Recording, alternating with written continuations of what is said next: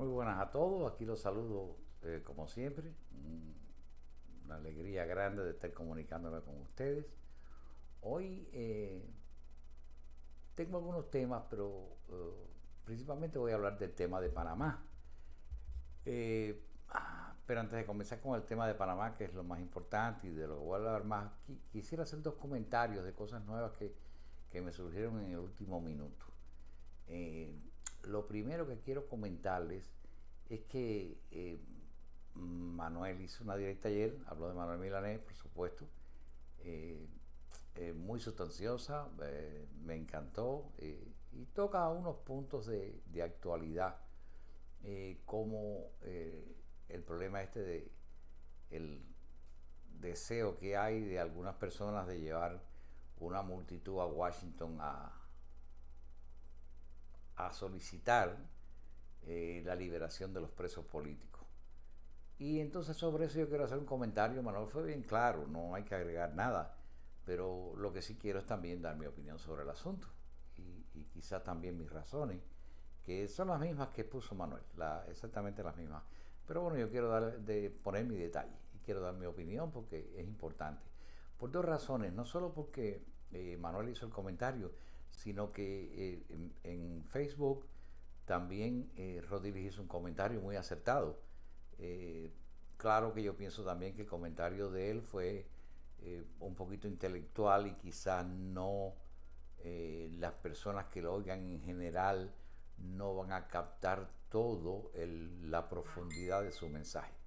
Entonces yo quiero ampliarlo y quiero dar mi opinión, por supuesto, sobre eso. Este grupo que tiene intención de ir a Washington, pues, a ver, son gente joven, no he visto a nadie del exilio histórico envuelto en eso y estoy seguro que no voy a encontrar a ninguno. Pero de todos modos, sí, con eso quiero decirles nada de favoritismo ni de que haya grupos especiales, sino de que ese grupo es un grupo inexperto y que, pues, yo no sé, tienen quizá buenas intenciones y quieren la libertad de los presos políticos en realidad. Pero yo quiero comentar sobre eso. Yo veo, por ejemplo, que no es lo mismo manifestar el deseo tuyo de que algo ocurra, como en el caso de la liberación de los presos políticos, eh, a los cuales se les reclama eh, a la dictadura cubana, que es la que los tiene presos, absolutamente. No hay que reclamarle a más nadie. Y que ese reclamo, hacerlo específicamente en Washington o el lugar geográfico que se está escogiendo, me parece que es inadecuado, porque a los políticos de Washington no hay que hacerles saber que queremos la libertad de los presos políticos de Cuba. Eso lo queremos nosotros y eso lo quieren ellos también.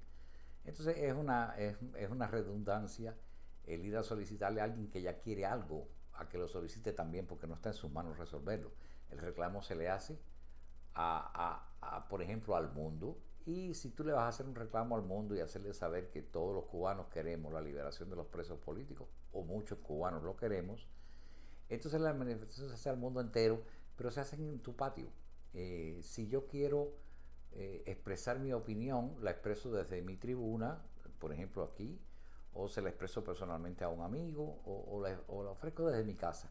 Pero yo no voy a ir frente a la casa de un amigo mío a hacerle un reclamo, especialmente si ese amigo mío no tiene el poder de resolverme ese reclamo.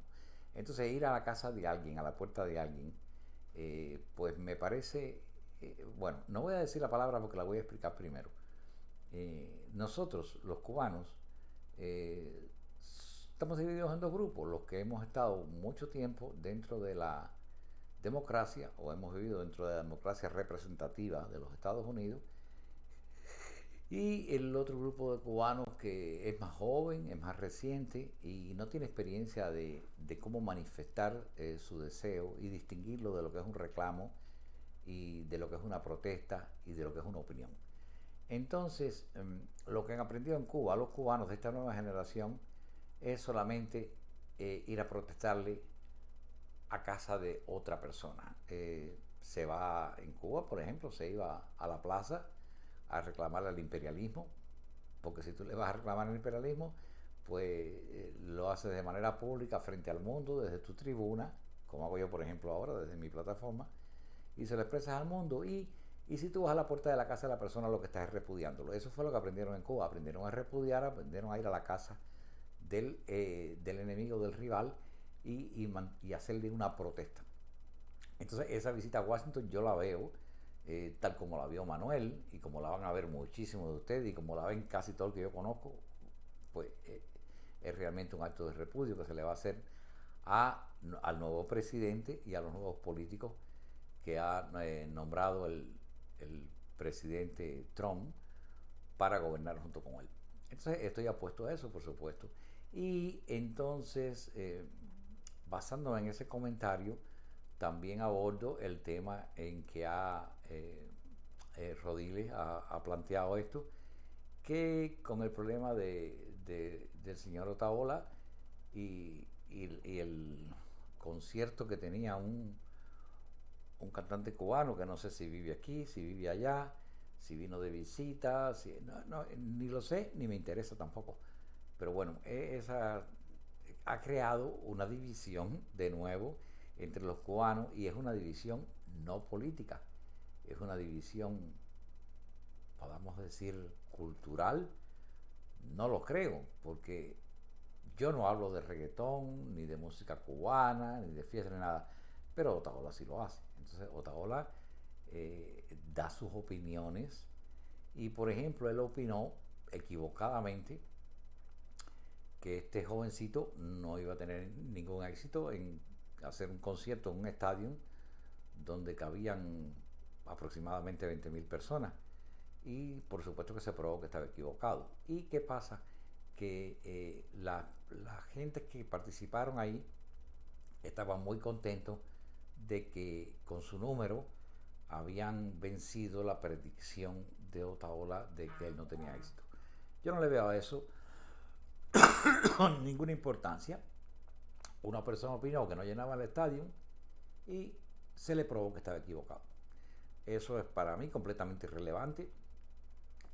No solo es irrelevante en mi vida, porque no me interesa la música, sino porque no veo que tenga un valor social el que un grupo le pruebe a una persona que está equivocada. Entonces no me interesa mucho el asunto, pero sí veo el punto de Rodiles en el que él ve que hay una división ya entre estas bandas de cubanos nuevas que hay aquí.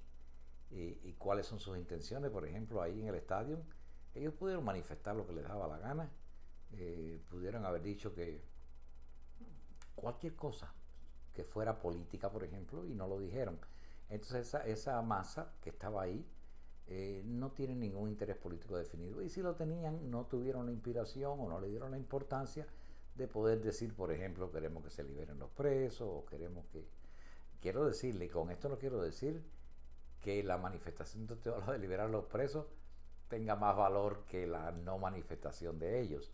Yo pienso que las intenciones de Otaola de llamar a esa manifestación en Washington, aparte que es contraproducente, la veo que tiene una intención propagandística y también quizá de establecerse como una voz o como un poder que convoca y que tiene efecto político. No le veo absolutamente ninguno tampoco. Él tuvo un poquito de éxito cuando colaboró en la campaña de los políticos locales, y entonces le dieron la oportunidad de estar frente a Trump un momento, a 10 metros de distancia, por supuesto. Bueno, no 10 metros, vamos a decir 2 o 3 metros. Pero, y entregarle entonces una listica relativa a eso mismo, a que él no quería que se le diera entrada en este país a unos pocos de cantantes. Yo no me imagino a alguien años antes de Otaola que le podía haber entregado una lista a un presidente cuando Otaola estaba en Cuba y su nombre pudo haber estado incluido en esa lista también. Bueno, no vamos a estar elaborando en qué pudo haber pasado y qué no pasó. Pero bueno, eso fue lo que pasó hasta ahora. Yo pienso que es un oportunismo y pienso también que si esos cubanos que están dispuestos a a responder a esa convocatoria de ir a Washington, pensaran un poquito, y ya les digo, yo no doy consejo, estoy dando mi opinión. Perdón, el consejo lo doy solo al que me lo pide. Pero bueno, a veces doy el consejo sin que me lo pida, tratando de evitar que la persona tropiece. Pero en este caso, esta persona, si tanto les preocupan los presos políticos, y esto es un argumento mío, porque el dinero que se van a gastar en ese pasaje de avión a Washington, o en autobús, o en por sus propios medios, o el hotel, o los gastos de comida y todo eso, no lo dedican y se lo mandan a las familias de los presos políticos, esos en Cuba, de manera individual. No me gusta eso que nadie recoja para otro, porque cuando el dinero pasa por manos un poquito porosas, esos poros absorben mucho. Entonces, para no mermar lo que se les quiere mandar de verdad, que colaboren así, y van a colaborar muchísimo más que ir a Washington a ofender a una administración nueva que no tiene nada que ver con que los presos en Cuba estén en las cárceles y se les vaya a hacer ese reclamo, solo porque una persona quiere un poquito de exposición, quiere un poquito de prensa y quiere seguir trabajando para que su nombre se mantenga en las bocas de todo el mundo y se le crea un ser importante. Vamos a ser objetivos en esto. Nosotros estamos llenos aquí en el exilio de youtubers cubanos que hablan sobre la política de Cuba, y yo estoy completamente contento de que eso exista y agradecido de que ellos hagan ese trabajo. Pero ¿qué pasa con los cubanos? Por ejemplo, Otaola de política no sabe absolutamente nada. No sabe absolutamente nada de muchísimas cosas, no solo de política.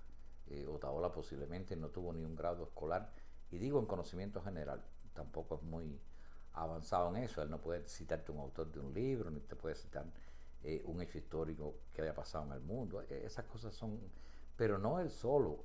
Hay una serie de gente que no tienen educación formal tampoco, con excepción de algunos, como los periodistas de verdad que sí son de carrera, que hay algunos aquí que son youtubers y tienen más conocimiento y tienen un poquito más de poder de comunicación, pueden comunicar mejor, pero quizá también les falta, porque fueron educados también en el comunismo y no se han lavado completamente de ese proceso de trabajo que hizo la dictadura con ellos allá.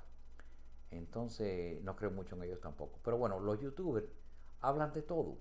Y quiero decirles una cosa, un sabio que hable de todo va a hablar tonterías. Algunas se le escapan, porque el conocimiento humano en un solo hombre, solo hasta la época de Pitágoras. De Pitágoras para acá, el conocimiento humano es tan grande que no hay ningún hombre que lo pueda mantener en su cabeza. Entonces, solo hasta Pitágoras un hombre sabía, hasta esa época, sabía todo lo que se sabía. A partir de ahí no. Entonces todos estamos privados de que tenemos un límite en nuestro conocimiento.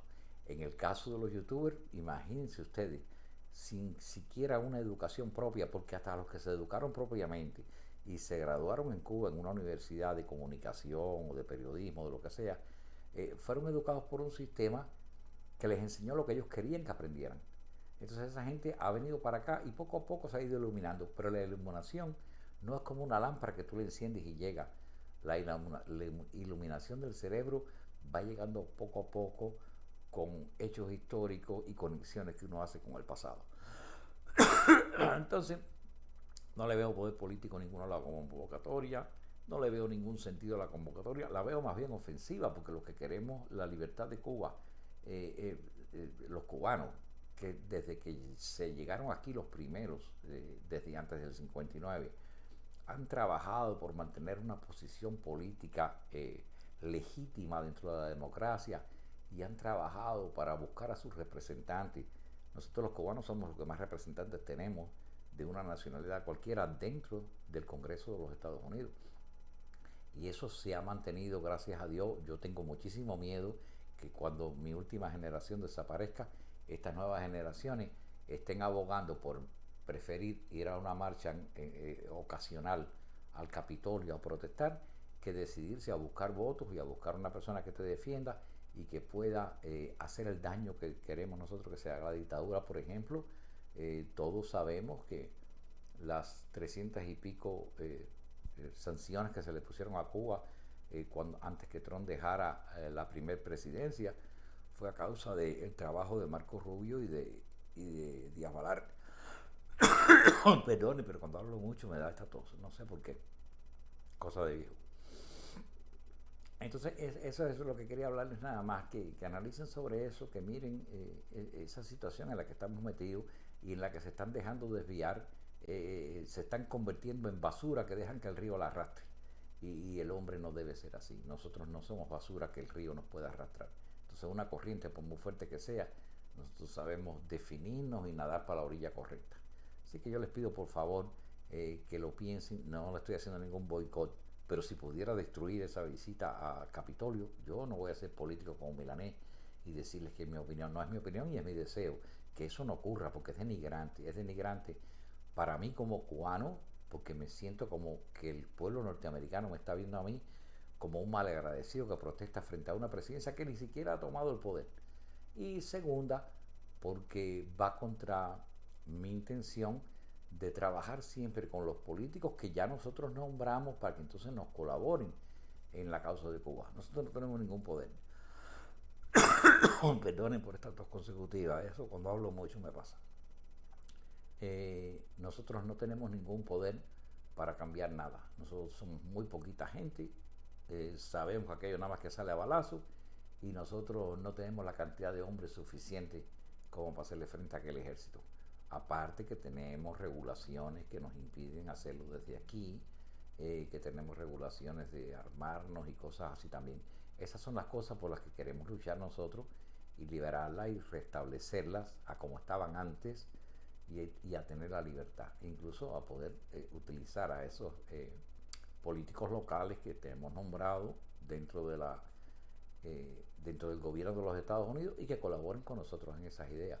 Es decir, nosotros tenemos que apelar a los políticos locales que son los que tienen la oportunidad de crear todas las leyes que han hecho hasta ahora y que han hecho a los cubanos ser los extranjeros favoritos en este país. Ahí acabo. Pero bueno, no voy a hacer una mención final ya. Déjenme explicarles que, y se los voy a explicar porque muchísimos de ustedes no saben esto, porque no han visto los procesos de cambios de gobierno en este país. Y ya he visto muchos.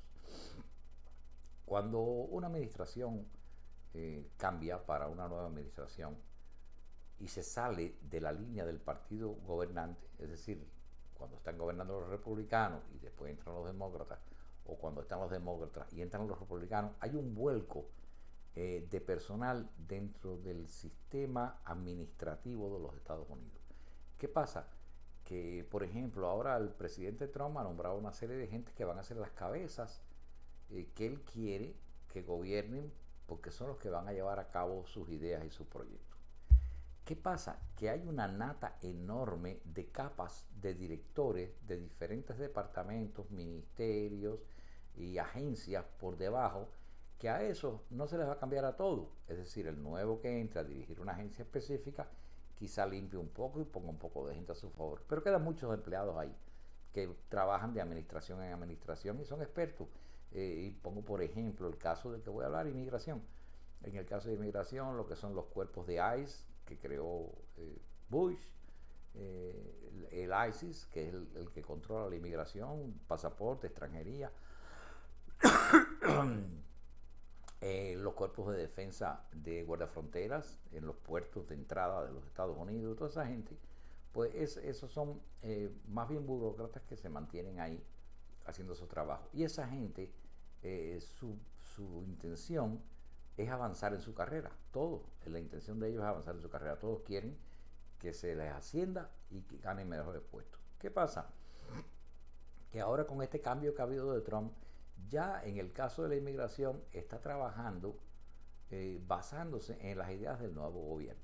Por dos razones. La primera, los demócratas están completamente desarmados ya. Son un muñeco en que ya las piezas están sueltas y no hay quien los dirija ni los controle. Además están en el proceso de abandono.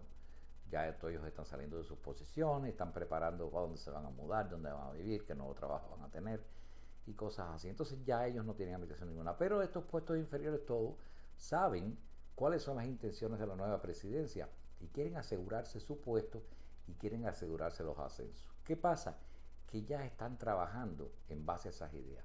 Ya la frontera está bastante cerrada, no vamos a decir que está cerrada como me gustaría o como le gustaría al nuevo gobierno, pero ya está bastante cerrada. Entonces los puertos de entrada están teniendo ya unos controles que antes no tenían. ¿Qué pasa? Que por ejemplo, Marco Rubio va a ser el secretario de Estado de los Estados Unidos, es el quinto puesto más importante en el gobierno de un país, él viene a ser el quinto hombre, pero en influencia es el número dos, influye más que el vicepresidente.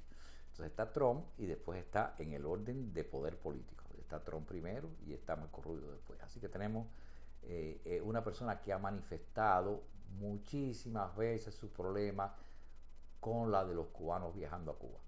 A eso les quiero decir algo. A esos que, por ejemplo, ya están viajando a Cuba a pasar el fin de año y cosas así. La sorpresita que se van a encontrar cuando regresen.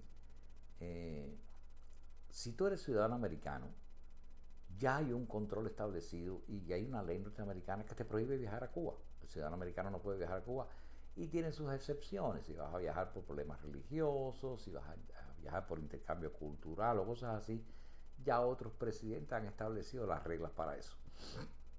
Y las reglas están, no sé si este presidente las va a cambiar o no, ya eso es entrar en detalle.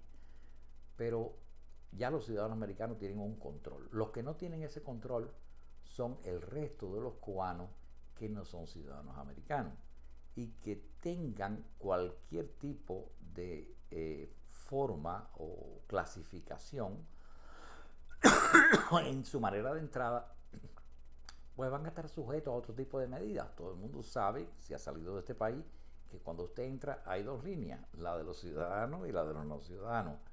Esos no ciudadanos van a tener problemas. Primero, déjeme decirle que está ahora mismo, y se lo van a encontrar, todo el cubanito ese que desde que entre por la puerta diga yo vengo de Cuba, le va a tocar un tratamiento severo, porque estos muchachos que están trabajando en el control de aduanas, especialmente en el aeropuerto, y no hablo de TCA, estoy hablando de los funcionarios.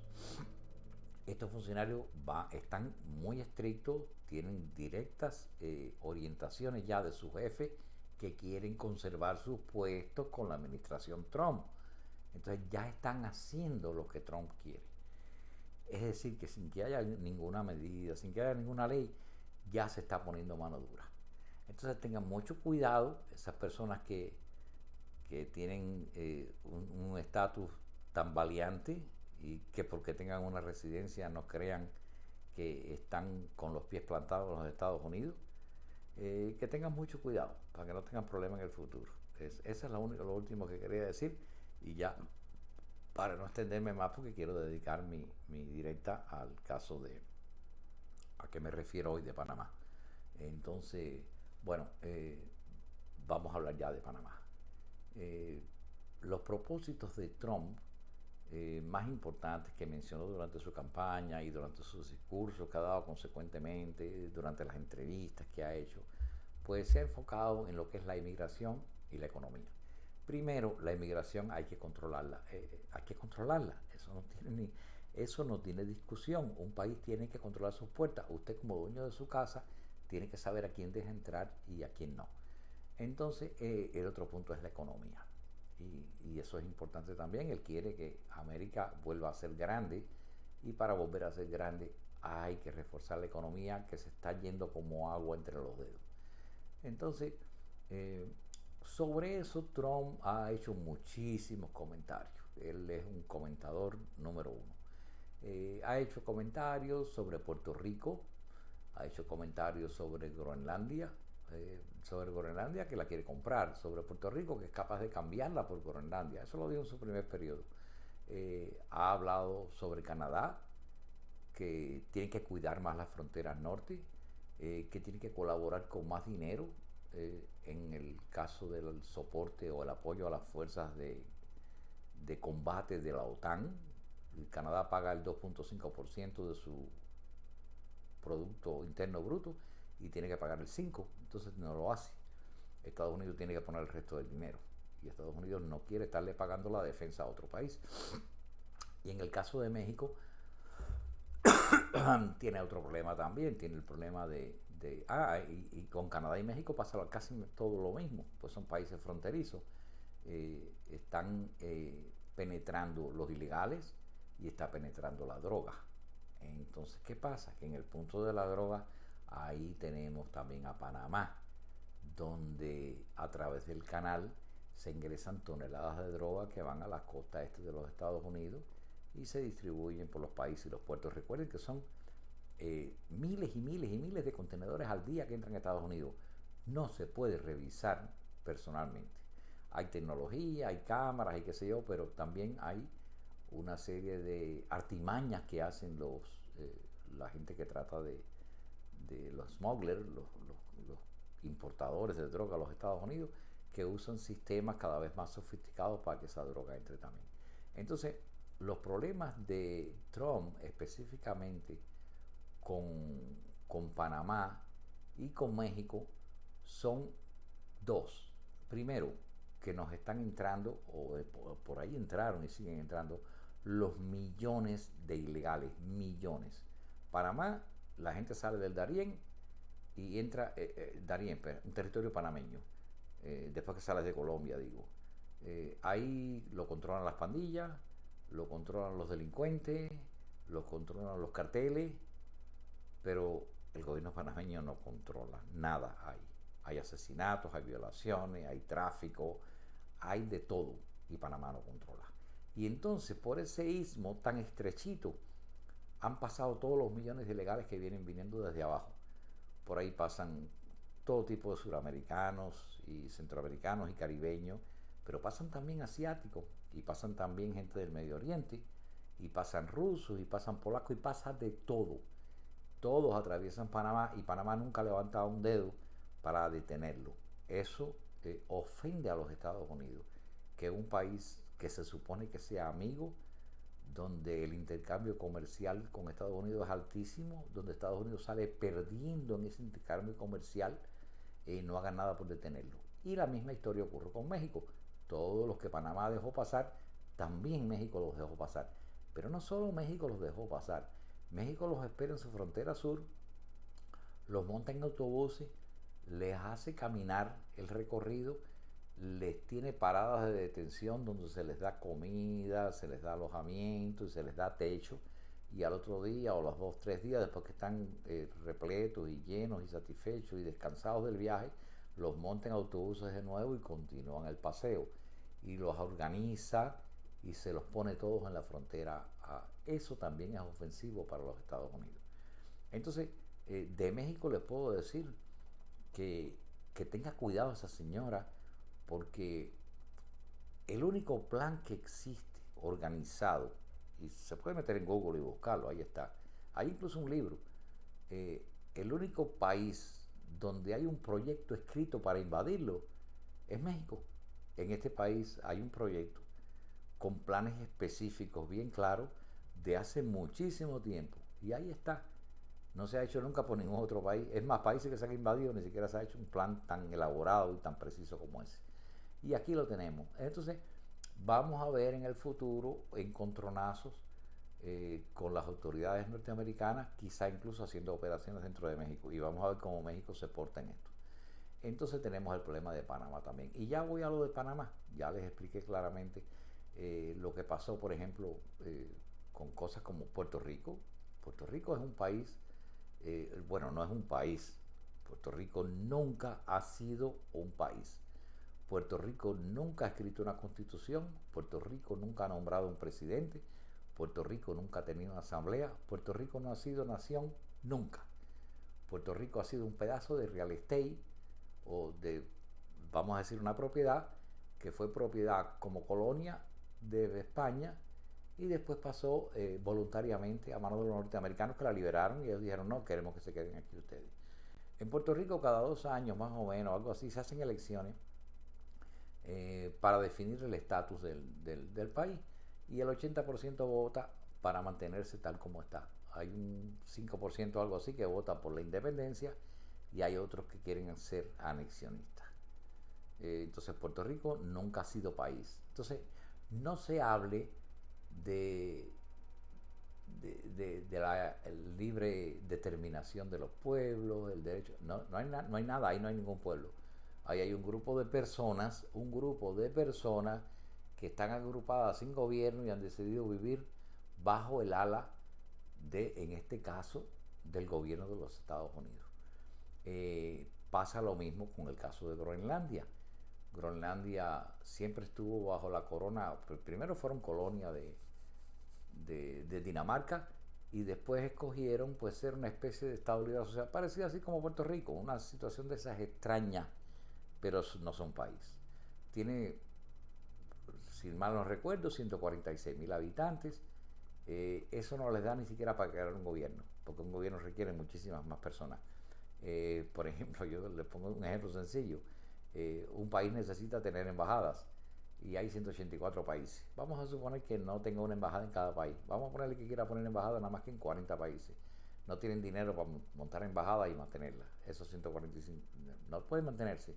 Ellos viven en la costa, son pescadores y quizá para Estados Unidos pues haya mineral y haya cosas que puedan beneficiar al país. Entonces Trump mostró su interés en comprarlo y no es indecente la propuesta. Es un pedazo de real estate. Es como Puerto Rico. Puerto Rico mañana alguien lo quiere comprar y Estados Unidos se lo vende y no hay quien proteste porque no hay un reclamo legal. Puerto Rico no ha firmado nunca un acuerdo en Naciones Unidas. Puerto Rico no es parte de ninguna organización central o algo. No se agrupa como país, no clasifica como país. No tiene nada. Entonces las leyes que gobiernan en Puerto Rico son las leyes norteamericanas. Entonces Puerto Rico es un área para disponerse como norteamericanos. Los puertorricos de tan malagradecidos forzaron con protestas y líos a que se sacaran casi todas las bases militares que había en Puerto Rico, que le daban empleo a infinidad de personas que vivían en las bases. La isla de Vieques, eso era una isla que producía muchísimo dinero con el tráfico. En Vieques se acabó todo, ahí se quedaron esos edificios, todo eso es selva y ha sido invadido por el monte y la lluvia, eso ahí no hay nada. Ya en Vieques la gente pues está pasando tremenda hambre, se ha ido casi todo el mundo de Vieques ya, eso es como, pues, ha sido un desastre el expulsar a los americanos que proveían tanto para Puerto Rico. Pero bueno, vamos a verlo, si Puerto Rico ya se ve, por eso es que no hay norteamericano que quiera Puerto Rico, ni siquiera aliado a Estados Unidos, porque es una carga pública. Entonces, y lo digo ciertamente, no hablo del ciudadano puertorriqueño que es honrado y que es trabajador, no hablo de eso. Hablo de la situación política en la que quieren permanecer.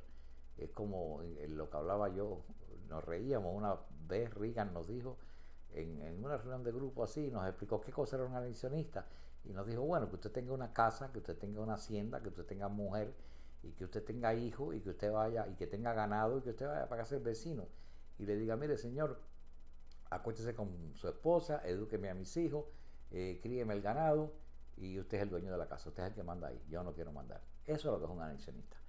Entonces, son posiciones inmorales frente a la política. Entonces, eso es lo que requiere que no se le respete a ese pueblo. Y digo pueblo cuando hablo de la gente, porque no significan nada, no son nación. Entonces, bueno, eso es lo que quería hablar del caso de Puerto Rico y Groenlandia. Y entonces voy a hablarles del caso de Panamá. En Panamá, muy breve, el canal lo empezaron a construir los franceses y a causa de las muertes que había y lo difícil que era trabajar en esos pantanos y abrir el canal y eso, pues renunciaron al proyecto y lo abandonaron. Entonces los americanos se ofrecieron y retomaron el proyecto. Gracias a Dios, por aquella época, nuestro cubano Carlos Finley había descubierto que el mosquito Aedes aegypti era el causante de la fiebre amarilla y entonces logró que los trabajadores del canal pues usaran la vacuna, se vacunaron todos, vacuna que había creado también hecha por él y se salvó, murieron casi, qué sé yo, miles y miles de personas construyendo el canal, dicen que 300.000 creo, algo así, porque fue una suma horrible. Eso es puro pantano ahí, eso es ciénaga, eso es como decir aquí los Everglades, la zona del canal. Entonces, con ese problema de la salud resuelto, se terminó de construir el canal, a pesar de las vidas que costó. Y Estados Unidos, toda esa franja del canal, declaró una franja a la izquierda y a la derecha del canal como zona de seguridad para proteger el canal. Y entonces montó bases militares a todo lo largo. Y esas bases, pues, al entregarse el canal, esos edificios se quedaron vacíos, infinidad de ellos, y pasaron a control del gobierno panameño, ¿Qué pasó con eso? Bueno, lo primero que hicieron, o que hizo el gobierno panameño, fue prácticamente regalarle las tierras a una. Fueron varias, pero hay una familia principal que es la dueña ahora de todas esas tierras. Mágicamente se hicieron dueños y esas son las personas poderosas en Panamá ahora que son los que deciden quién va a ser presidente y quién no. Esa gente es la que controla. Entonces, pero no solo eso, Panamá ha hecho mejoras al canal y vamos a poner un ejemplo. Ustedes saben que la China ha creado el sistema ese de la ruta de la seda y está acomodando puertos alrededor del mundo para exportar su comercio, porque ellos producen mucho y quieren llenar al mundo de sus productos chinos. Con esa razón crearon la ruta de la seda y entonces le están dando dinero a los países para que mejoren sus puertos, los amplíen a zona de contenedores, qué sé yo, todo lo que se hace falta. Eh, ¿Qué pasó con eso?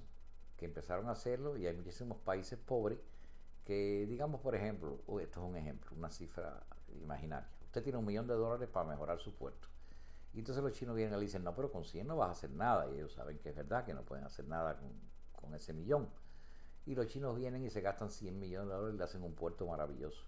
Pero endeudan a ese país de una manera que, primero, el país dice, bueno, el dinero que tenía para el canal, como ya está, para el canal no, perdón, para el puerto, como ya está construido, ya tiene de todo, pues yo me lo puedo gastar en otra cosa. Son países pobres, tienen uso para ese dinero, lo usan.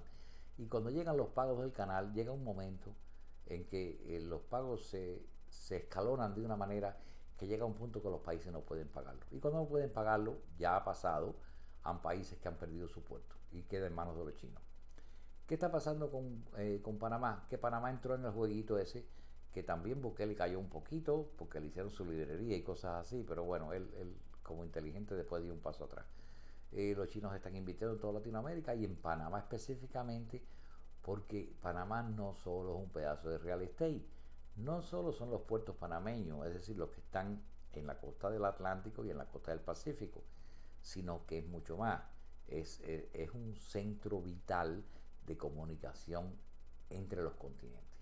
La China tiene muchísimas ganas de cogerse a ellos y entonces yo estoy seguro que a pesar de eso sabemos que las inversiones en China son tremendas y los políticos panameños son todos unos corruptos. Entonces por esa razón es que China ha hecho avances en Panamá. Y es por esa razón que como Trump, como yo, como cualquier infeliz que vea la realidad, se da cuenta de que Panamá o el canal de Panamá es un peligro en la situación que está ahora de que pueda caer en manos de los chinos. Fíjense bien que cuando Trump habló del canal, el primero que saltó fue China a defender la autonomía del canal. Y también Pietro, pero bueno, o Petro, el tonto ese de Nicaragua, a mí de Colombia. Pero bueno, básicamente los chinos saltaron rápido porque los están pinchando, está afectándole esa cosa de Trump, está afectando sus intereses y tienen que poner a Trump frente al mundo con el problema de la independencia de Panamá. Déjenme decirle algo, si yo fuera Trump y tuviera que invadir de nuevo Panamá, si lo invadimos para sacar a Noriega, porque pasaba la droga, pues ¿por qué no invadir a Panamá si está dejando pasar 8 millones de extranjeros y está haciendo que el fentanilo mate a 200 y pico mil personas en los Estados Unidos todos los años? Entonces, lo veo con una razón muy lógica. Yo he visto, yo no soy fanático de TikTok, mi esposa sí es fanática de TikTok, ella siempre está viendo TikTok, pero bueno, en TikTok entre cualquiera y oiga a los panameños hablar. Los panameños dicen, hay uno que habla de Colón, yo vi el TikTok ese, los tengo guardados los videos, el que tenga algún interés en verlo, páseme un texto aquí, algún comentario en el video y yo les mando los cortos. Yo no voy a estar haciendo cortos ahora aquí, poniéndolos en mi directa, porque me da mucho trabajo y no tiene ningún sentido. Yo les voy a decir lo que dicen los videos. Este muchacho de Colón dice que el pueblo de Colón está esperando con bandera que lleguen los americanos allí, porque se suponía, por ejemplo, que el 3% de lo que produjera el ingreso del canal se iba a repartir entre los panameños y los 4 millones de esos de gente se están muriendo de hambre. Ahí no hay nada, no se le da nada al pueblo, es cada vez más pobre. Entonces los ladrones roban cada vez más, son 4 políticos y ellos son los que le van a hacer frente a las medidas de Trump. Ellos van a defender sus intereses, ellos van a querer seguir haciendo negocio con los chinos, ellos van a querer seguir haciéndose ricos y no les interesa el destino ni de Panamá, ni de los Estados Unidos, ni de las Américas. Solo un presidente como Trump está preocupado por esas cosas y tiene derecho a tomar esas medidas. Hay otro video que vi yo de un señor que participó en el intercambio de canal cuando se le entregó a los panameños el canal, y él explica las razones por las cuales él está tan contento que Trump se haya dado cuenta de lo que está pasando, porque el pueblo de panameño se siente que ese beneficio que el gobierno de los Estados Unidos les regaló a Panamá debía ser para el pueblo panameño y ha sido para los políticos. Entonces hay que darse cuenta de todas las cosas que están ocurriendo y cuál es el big picture, el cuadro grande, no mirar los detalles. No todo es injerencia. Entonces, sino que puede haber razones de derecho a la defensa propia. Y en este caso, Estados Unidos lo que puede, haciendo algo con Panamá, es ejercer su derecho a la defensa propia. Cuando, cuando se invadió Panamá para sacar a Noriega, se invadió, se sacó a Noriega, se reestructuró el gobierno de Panamá y se fueron de ahí. Los Estados Unidos no tienen interés en ocupar ningún país, no les conviene ni política ni económicamente. No podemos hacer cargo de hijos pobres. Estados Unidos está con intención de desarrollar la nación. Entonces eso es lo que pasa. Ya me faltan algunas cosas que no me vienen a la mente ahora, pero tengo muchísimos más argumentos. Yo me puedo pasar un día hablando sobre esto. Pero bueno, ya saben lo que pienso sobre el caso de Puerto Rico, lo que pienso sobre Groenlandia, lo que pienso sobre Canadá. Quiero decirle una cosa, Trudeau lleva gobernando ya, bueno, su padre gobernó por una pila de años y él lleva como 20 o algo así también. Él incluso creó leyes para establecerse como gobernante para toda la vida, primer ministro, algo así. Es un dictador también y es un tipo que le ha quitado las libertades a los canadienses. Los únicos que se le han enfrentado un poquito fueron los camioneros cuando le hicieron la huelga aquella, cuando el COVID, que él como dictador trató a la gente. Entonces a los canadienses tampoco les veo yo mucho valor, porque siendo un país democrático no se han quitado el tonto ese de encima. Yo pienso que ahora sí se lo van a quitar, vamos a ver, pero por la vía legal. Entonces ese es el caso de Canadá, que tiene que reforzar la frontera norte. Ahí se están montando cámaras cada 8 o 10 millas. Las cámaras son súper sensibles, así que están quedando mucho. Pero Canadá o coopera o se va, porque a Canadá se le ofreció también, bueno, conviértete en un estado y tú eres el gobernador si quieres seguir gobernando, porque realmente Canadá también es un país enorme y son 4 o 5 ciudades, no son muchos los canadienses tampoco. Además, en sus vacaciones todos los tenemos aquí metidos en Florida, y si no, vayan ahí a Pómpano y toda esa área del norte, que es la más barata, y ahí están todos en las playas pasando ahora el invierno. Entonces, bueno, ya les dije lo que pensaba de México y los orienté. Eso para que ustedes tengan elementos, piensen lo que quieran de lo que dijo Trump sobre México, sobre Panamá, sobre Groenlandia, pero estén atentos a los hechos que van a ocurrir después, porque ahora viene la implementación de todos esos planes que él tiene de cómo lidiar con el problema que tiene con todos esos países. Para terminar con lo de Panamá, hay un video que también anda por ahí, lo tengo también yo, que habla, ya le digo, el que quiera que me escriba y yo se lo mando. Hay una advertencia de Omar Torrijos, cuando Omar Torrijos tomó la posesión del canal de Panamá de manos del presidente Carter. Él lo dijo: esto es una responsabilidad muy grande para los gobernantes futuros. Él tenía visión, él no era un tonto. Él era medio comunistón, pero no era tonto.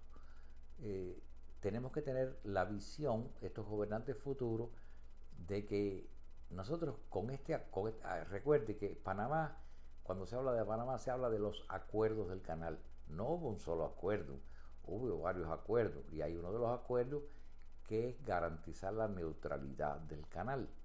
Y entonces esto de la injerencia china tiene que ver mucho con eso del canal de Panamá, donde Panamá está arriesgando la neutralidad. Entonces Torrijos advierte ahí que la umbrella, así lo dice, el paraguas de la OTAN, del Pentágono, va a estar sobre el canal de Panamá siempre, con ese acuerdo de neutralidad que se firmó, y que hay que estar vigilante de cuidar que mantenerse neutrales, porque ya les dije, ahí está la sombrilla del Departamento de Estado y específicamente él dijo del Pentágono, quiere decir que están expuestos a que los invadan en cualquier momento cuando arriesguen la neutralidad del canal. Por último, para hacerlo también en forma de ofensa, después de regalado el canal a los panameños cobran de acuerdo al tipo de barco, de acuerdo al tonelaje. Los barcos que pasan por ahí casi ninguno tiene bandera americana, pero aquí hay un sistema en los Estados Unidos que aquí los barcos pagan mucho impuesto para registrarse en Estados Unidos, entonces casi todos se registran bajo la bandera liberiana. Hay miles de puertos por ahí, todo el mundo sabe que son americanos. Cuando usted ve un barco con bandera de Liberia, eso le pasaba a los cubanos en la época mía, que se tiraban al mar cuando veían un barco con bandera de Liberia, sentían el mundo abierto porque era americano. Entonces esos barcos están pagando mucho. ¿Qué pasa? Que pagan como todos, no hay diferencia ninguna. Lo único que tienen es que la flota americana pasa con preferencia delante de los demás barcos. Si hay 100 barcos esperando y viene la séptima flota a pasar por el canal, ellos son los que pasan primero. Esa es la única. Pero por lo demás no hubo ninguna otra condición. Lo que pasa es que ahora, a causa de que, y con colaboración del dinero chino, se amplió el canal de Panamá y entonces ellos están tratando de hacer dos vías, una para allá y una para acá. No ha habido lluvias tampoco y entonces los niveles de agua están muy bajos. ¿Y qué pasa? Que el tránsito del canal se ha reducido 20%. Es decir, vamos a suponer que pasaron 100 barcos en cierto periodo de tiempo, ahora en ese periodo de tiempo solo pasan 80. Y entonces Panamá que dijo, bueno, como pasan 80 nada más, vamos a subir el precio para seguir ganando como si pasaran 100. Es decir, es una vergüenza que un negocio como ese le esté cobrando a sus clientes por problemas donde la culpa no es de ellos. Es decir, el cliente no tiene que pagar de más porque tú atiendes menos clientes ahora. Entonces eso es una ofensa también y la subida es de un 15%. Entonces, ¿qué pasa? Que si el presidente Trump está tratando de arreglar la economía, solo el canal de Panamá provoca que todos los productos que pasen por el canal y entran a este país ya entran con un 15% extra. Entonces no tiene ningún sentido hacer un trabajo grande para hacer la economía de ese país crecer cuando tú tienes de entrada un 15% extra puesto encima de tu control económico del país. Esas son las razones principales por las que puede entenderse que si Estados Unidos decide invadir militarmente el canal de Panamá y ocuparlo de nuevo, yo no le veo ningún problema porque está absolutamente justificado con la razón del derecho de la defensa propia. Entonces, ya les hablé más o menos todo lo que quería hablarles.